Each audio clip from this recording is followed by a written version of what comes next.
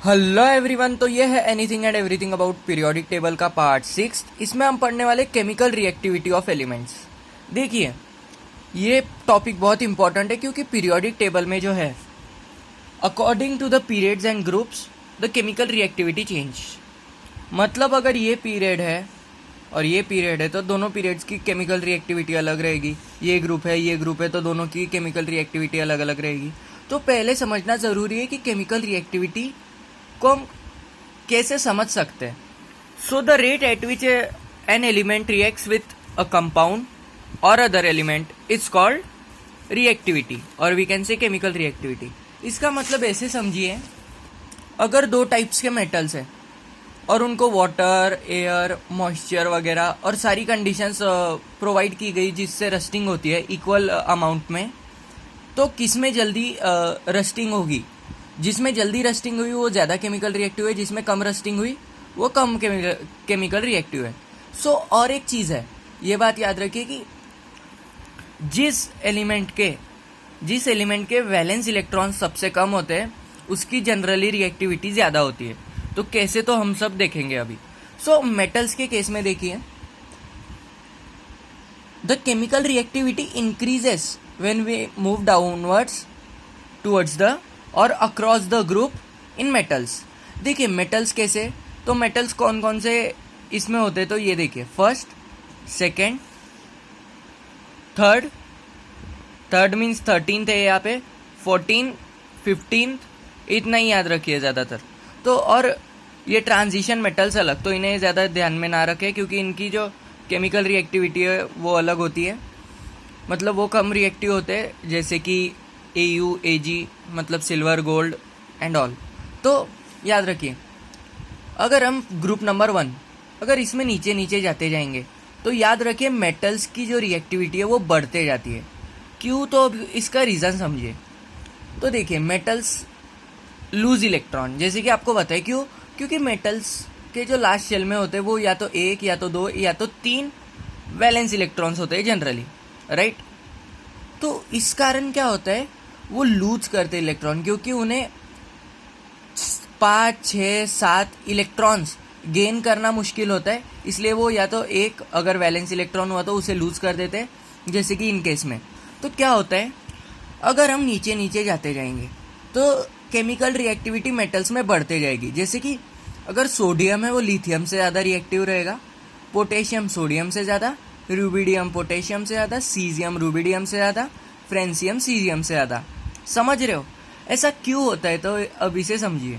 तो पहले तो समझिए कि अगर मेटल्स जो होंगे उन्हें बॉन्ड फॉर्म करना है, वो उन्हें रिएक्ट करना है, तो वो इलेक्ट्रॉन्स को लूज करते हैं, पहली चीज़। इस कारण अब देखिए, लिथियम के पास है 3 इलेक्ट्रॉन क्योंकि इसका एटॉमिक नंबर 3 है, तो 3 इलेक्ट्रॉन्स हैं, और सोडियम के पास है 11 इलेक्ट्रॉन। तो अगर आपके पास कम पैसे है, राइट, तो आप पैसे खर्च करने में सोचोगे कि नहीं? और अगर आपको पैसे खर्च करने हो तो आप 10 बार सोचोगे, राइट। उसी तरह अगर इसके पास 3 ही इलेक्ट्रॉन्स है तो वो जब खर्च करना ट्राई करेगा, खर्च करने का सोचेगा, तब थोड़ा सोचेगा कि नहीं यार खर्च करूँ कि नहीं। तो इस कारण क्या होता है, तो इलेक्ट्रॉन वो शेयर करने में थोड़ा हेजिटेट होता है, और इस कारण इसकी रिएक्टिविटी जो होती है सोडियम से कम होती है। क्यों? क्योंकि सोडियम के पास 11 इलेक्ट्रॉन है। देखिए, आपके पास 300 रुपये और आपको एक शर्ट खरीदनी है, और आपके पास 1100 रुपये और आपको शर्ट खरीदनी है, तो आप ज़्यादा हेजिटेट कब करोगे? जब 300 रुपये होंगे, क्योंकि आपको बजट वगैरह देखना पड़ेगा और अपने मनी को बचाना पड़ेगा। बट 1100 रुपये हुए तो आप इजीली खरीद सकते हो। उसी तरह क्या होता है, जितने ज़्यादा इलेक्ट्रॉन्स होते हैं ना, उस कारण क्या होता है, तो ईजिली डोनेट कर सकता है सोडियम। जैसे कि सिंपली समझना हो तो देखिए, Jeff Bezos, Bill Gates, Warren Buffett, ये जैसे लोग हैं, मतलब ये इतने रिच है, ये इजीली अपना मनी डोनेट कर देते हैं। क्यों? क्योंकि इनके पास पहले से ही मनी है। आप किसी गरीब को बोलो कि मनी डोनेट करो, वो कर पाएगा क्या? नहीं। सिंपल एग्जांपल है, क्योंकि कोई चीज़ देने के लिए हमारे पास सफिशिएंट होना चाहिए, नॉलेज देने के लिए सफिशिएंट होना चाहिए, उसी तरह इलेक्ट्रॉन्स देने के लिए सफिशिएंट होना चाहिए। जैसे कि देखिए, ये सोडियम का एटम है, तो सोडियम का एटॉमिक नंबर होता है 11, तो एटॉमिक नंबर मतलब number of electrons in an atom. So यहाँ पे देखिए पहले शेल में 2 बैठ गए, दूसरे शेल में 8 बैठ गए, तीसरे शेल में 1 बैठ गया। और लिथियम है, इसका एटॉमिक नंबर है 3, तो पहले शेल में 2, दूसरे शेल में 1। तो देखिए इसके पास पहले से इतने इलेक्ट्रॉन्स है, तो एक चला भी गया तो ये उल्टा ट्राई करेगा कि जल्दी जाए, बट इसके पास 2 ही इलेक्ट्रॉन है तो ये नहीं चाहेगा कि ये चला जाए, क्योंकि ये डूबते को तिनके का सहारा जैसा लग रहा है। इस कारण क्या होता है, तो ये हेजिटेट करता है अपना इलेक्ट्रॉन डोनेट करने में, बट ये जल्दी कर देता है क्योंकि इसके पास कम इलेक्ट्रॉन्स है, बट इसके पास पहले से इलेक्ट्रॉन्स बहुत सारे हैं। और पहले से इलेक्ट्रॉन्स होने के कारण होता है कि ये समझिए कि मैं इतना क्यों बोल रहा हूँ, क्योंकि देखिए इसके ये शेल्स कंप्लीट है और ये न्यूक्लियस से दूर है, राइट। न्यूक्लियस से दूर होने के कारण जितना न्यूक्लियस से दूर रहेगा उतना जो कहते हैं हम न्यूक्लियर फोर्स वो कम रहेगा, राइट। कम होने के कारण क्या होता है, तो ईजिली इतना दूर होने के कारण ईजिली वो निकल जाता है। बट ये न्यूक्लियस के क्लोजर है, राइट। ये जो इलेक्ट्रॉन है न्यूक्लियस के क्लोजर है, ये जो वैलेंस इलेक्ट्रॉन है, तो इसके लिए मुश्किल होती है कि निकल पाए, समझ रहे हो। सो बात याद रखिए कि in case of groups the reactivity increases while moving up to down in case of metals. मतलब जिन ग्रुप्स में मेटल्स हैं जैसे कि 1 to 3 मोस्टली, तो उन ग्रुप्स में अगर हम नीचे नीचे जाएंगे तो केमिकल रिएक्टिविटी बढ़ेगी, ये बात याद रखिए।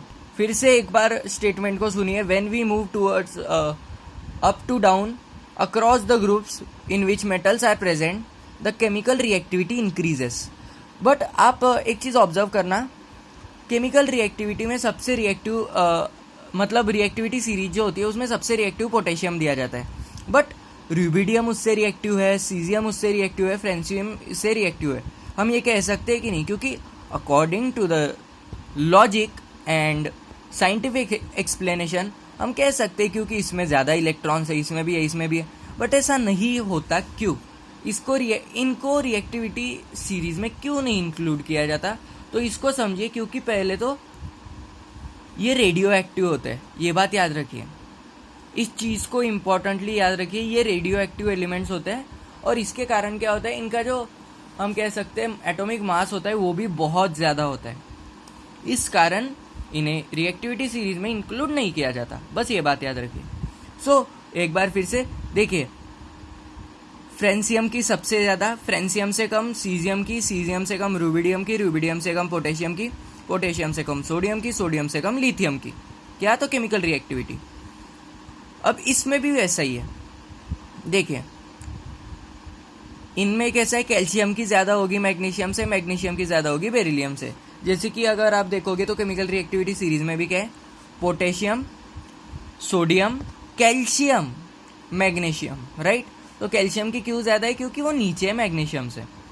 ये स्टेटमेंट सिर्फ याद रखिए आप कि in case of metals when we move across the group up to down the chemical reactivity increases. क्यों? क्योंकि नंबर ऑफ इलेक्ट्रॉन्स भी इंक्रीज होते हैं, इससे क्या होता है, नंबर ऑफ शेल्स भी इंक्रीज होते हैं।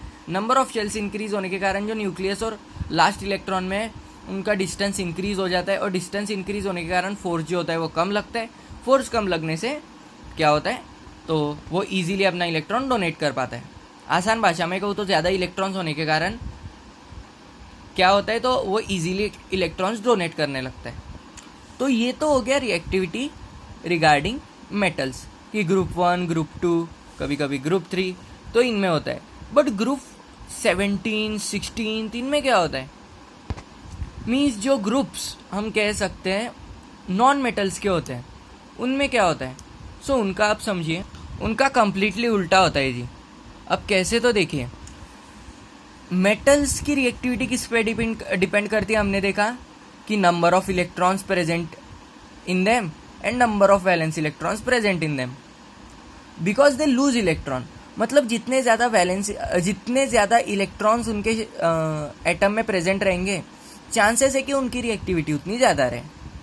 बट ऐसा क्यों? क्योंकि वो लूज करते हैं इलेक्ट्रॉन, ज़्यादा इजीली लूज करने के लिए उन्हें ज़्यादा इलेक्ट्रॉन लगते हैं। बट जो हम कहते हैं नॉन मेटल्स, उनका केस कंप्लीटली उल्टा होता है। ऐसा कैसे, तो देखिए fluorine, chlorine, bromine, iodine, astatine, ये नॉन मेटल्स है, बट इनका केस कंप्लीटली डिफरेंट होता है। देखिए हमने देखा कि non metals gain electrons, right. जैसे कि फ्लोरीन है, ये एक इलेक्ट्रॉन को गेन करेगा तब ये स्टेबल होगा, क्योंकि इसका एटॉमिक नंबर है 9, तो 2 और 7 बैठ रहे, एक इलेक्ट्रॉन गेन हो गया तो 2 और 8 हो जाएगा। वैसे ही क्लोरीन का भी होता है। तो फिगर से समझिए कि कैसे होता है, क्या होता है और इसकी रिएक्टिविटी कैसे डिपेंड करती है। तो देखिए, ये फ्लोरीन का केस देखिए, ये क्लोरीन का केस देखिए। फ्लोरीन जो है, फ्लोरीन उसका एटॉमिक नंबर होता है 9, तो 2 और 7, तो पहले शेल में 2, दूसरे शेल में 7। क्लोरीन के केस में क्या है, 2 8 7, क्योंकि 17 होता है इसका एटॉमिक नंबर। सो पहले शेल में 2, दूसरे शेल में 8 और तीसरे शेल में 7। 1 2 3 4 5 6 7। तो दोनों को एक एक इलेक्ट्रॉन लग रहा है कि नहीं गेन करने को, क्या स्टेबल होने के लिए। तो इसलिए क्या होता है तो समझिए। अब कैसे केमिकल रिएक्टिविटी चेंज होती है तो देखिए, ये इन्हें क्या, फ्लोरीन और क्लोरीन मतलब नॉन मेटल्स को क्या ज़रूरत है, गेन करने की, लूज नहीं, गेन। ये वर्ड याद रखिए, गेन बहुत इंपॉर्टेंट है। सो गेन करने की अगर ज़रूरत है, अगर वो आयोनिक बॉन्ड फॉर्म कर रही है, तो न्यूक्लियस और लास्ट शेल जो है उसमें का डिस्टेंस बहुत इंपॉर्टेंट है। क्यों? क्योंकि जितना पास, मतलब जितना ये करीब रहेगा न्यूक्लियस से लास्ट शेल, उतना ज़्यादा वो फोर्स एग्जर्ट कर पाएगा। कौन सा? तो न्यूक्लियर फोर्स जो हम कहते हैं, स्ट्रॉन्ग या वीक आप पता लगाइए, वो आपका होमवर्क है। तो न्यूक्लियर फोर्स एग्जर्ट होता है, राइट। तो न्यूक्लियर फोर्स एग्जर्ट होने के कारण क्या होता है, जितना ये पास रहेगा उतना ज़्यादा फोर्स एग्जर्ट होगा। और अगर समझिए ये सेकेंड शेल है, ये वाला, तो ये न्यूक्लियस के इस केस से तो ज़्यादा ही पास है ना, थर्ड शेल से सेकेंड शेल तो ज़्यादा पास है। तो क्या होता है, न्यूक्लियस इतना फोर्स एग्जर्ट कर लेता है कि बाहर का जो कोई भी इलेक्ट्रॉन हुआ वो इजीली वो इस शेल में आ जाता है। बट इस केस में देखिए, न्यूक्लियस जो है वो और थर्ड शेल दोनों में डिस्टेंस ज़्यादा है कि नहीं, ज़्यादा है। तो इस कारण क्या होता है, तो अब समझिए, न्यूक्लियस और थर्ड शेल में डिस्टेंस ज़्यादा होने के कारण न्यूक्लियर फोर्स जो होता है वो कम होता है, मतलब कंपैरेटिवली कम होता है। बिकॉज एक बात याद रखिए, any force is directly proportional to its magnitude and inversely proportional to the distance from the object. समझ रहे हो? तो ज़्यादा डिस्टेंस मतलब कम फोर्स। ये देखिए सिंपल है, अगर आप मैग्नेट लोगे, यहाँ पे मैग्नेट रखा है और यहाँ पे कोई चीज़ रखी है तो अट्रैक्ट होगा, बट यहाँ पे मैग्नेट रखा है और यहाँ पे कोई चीज़ रखी है तो अट्रैक्ट नहीं होगा। क्यों? क्योंकि वो मैग्नेटिक फील्ड या फिर जो हम फोर्स कहते हैं उसके बाहर है, राइट। तो इसी तरह क्या होता है, नॉन मेटल्स में जितने कम इलेक्ट्रॉन्स, जितना कम एटॉमिक नंबर, चांसेस ज़्यादा है कि उसकी रिएक्टिविटी इतनी ज़्यादा होगी। कैसे? तो देखिए, तो फ्लोरीन सबसे ज़्यादा रिएक्टिव रहेगा, उससे कम क्लोरीन, उससे कम ब्रोमीन, उससे कम आयोडीन। ऐसा क्यों? क्योंकि देखिए 9 ही इलेक्ट्रॉन है, तो अगर ये कम है और नॉन मेटल्स इलेक्ट्रॉन को गेन करते हैं, तो कम इलेक्ट्रॉन्स होने के कारण ये क्या ट्राई करेगा कि जल्द से जल्द इलेक्ट्रॉन आ जाए। बट क्लोरीन के पास 17 इलेक्ट्रॉन्स है, तो वो क्या सोचेगा, यार आ जाए जल्दी तो ठीक है, थोड़ी देर भी लगी चलेगी। तो क्लोरीन भी करेगा बट थोड़े धीरे। ब्रोमीन बहुत धीरे करेगा, क्योंकि इसका एटॉमिक नंबर आप देखोगे तो 35 है, तो इस कारण इसकी रिएक्टिविटी कम है। और एक बात याद रख के आप इसे सोच सकते हो कि अगर आप एक जर्नी को निकल रहे हो और आप नॉन मेटल हो, तो आपके पास कम पैसे, तो आप ज़्यादा पैसे लेने का ट्राई करोगे। अगर थोड़े ज़्यादा पैसे पहले से, तो आप ट्राई करोगे कि और थोड़े मिल जाए, बट नहीं भी मिले तो चलेंगे, और ज़्यादा हुए तो ज़रूरत ही नहीं। समझ रहे हो? Means in non metals the chemical reactivity decreases when we move downwards in the और अक्रॉस द ग्रुप। तो ये था chemical reactivity in groups, in non metals and metals. और एक बात याद रखिए, इनकी केमिकल रिएक्टिविटी ना के बराबर होती है। कैसे? हीलियम 2 है एटॉमिक नंबर, मतलब दोनों, मतलब फर्स्ट शेल कंप्लीट, नियॉन दूसरा शेल भी कंप्लीट, आर्गॉन तीसरा शेल भी कंप्लीट, क्योंकि इलेक्ट्रॉनिक कन्फिग्रेशन क्या आएगा 288, क्रिप्टॉन की भी कंप्लीट, जेनॉन की भी कंप्लीट और रेडॉन की भी कंप्लीट। इसे इनर्ट गैस और नोबल गैस इसीलिए कहा जाता है क्योंकि ये कंप्लीटली स्टेबल होते हैं, इनका केमिकल रिएक्टिविटी का सवाल ही नहीं उठता। अगर स्टेबल है तो काहे को रिएक्ट करेंगे। तो अगले पार्ट में हम पढ़ेंगे केमिकल रिएक्टिविटी इन पीरियड्स, क्योंकि ये तो था हमने ग्रुप के बारे में पढ़ा कि कैसे चेंज होती है मेटल्स में और नॉन मेटल्स में। अगले पार्ट में हम पढ़ेंगे पीरियड्स में।